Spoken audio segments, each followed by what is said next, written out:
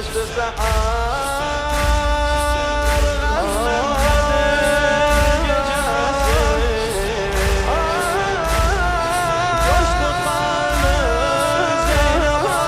gecesi coştu kanı Zeynep ana yarası Açtı seher Gamden Kadir gecesi coştu kanı Zeynep ana yarası bu gecede Cibril yüce sadası mihrab-ı kan yetimlerin babası Bu dünyaya bir müjdedir Ramazan şehri ibadet Fermanı Kur'an'da deyip Mehriban söz yüce Huda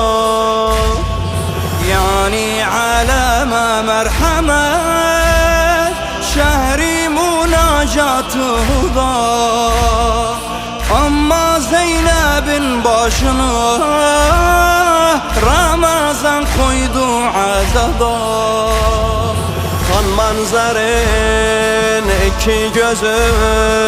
görecek Ma'ceriden yaralı baş saracak Kim bir daha Zeynep halin soracak Yetim başa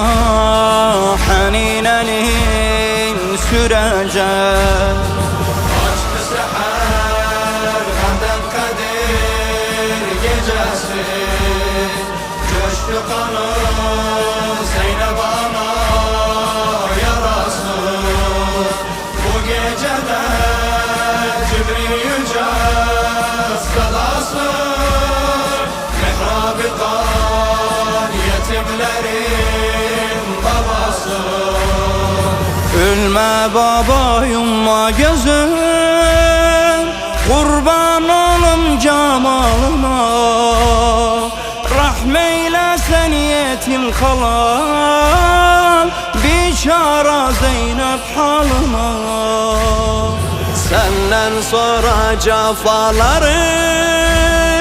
yükü ağırdı dalına Sanki bir ip neynavada bağlanır yanan eline Koyma beni gamden rava babacan Sessiz kalır gönlüm yara babacan Bir yetime gedim hara babacan Bu derdime sen çara babacan Açtı seher Gamden Kadir gecesi coştu kanı Zeynep ana yarası bu gecede Cibril yüce sadası mihrab-ı kan yetimlerin babası Tek koyma yine Zeynep'i bu türlü azaba aman Daha kalmaz dünyada da sarar başını bir duman Gün be gün hasretin çekip olacak halı çok yaman Halına rahmetmez baba zalimdi cafalı zaman Ben Zeynep'em sağalmayan yarası İndi olan musibetler anası Gözü coşan her an Kadir gecesi Mihrabıda kana batan babası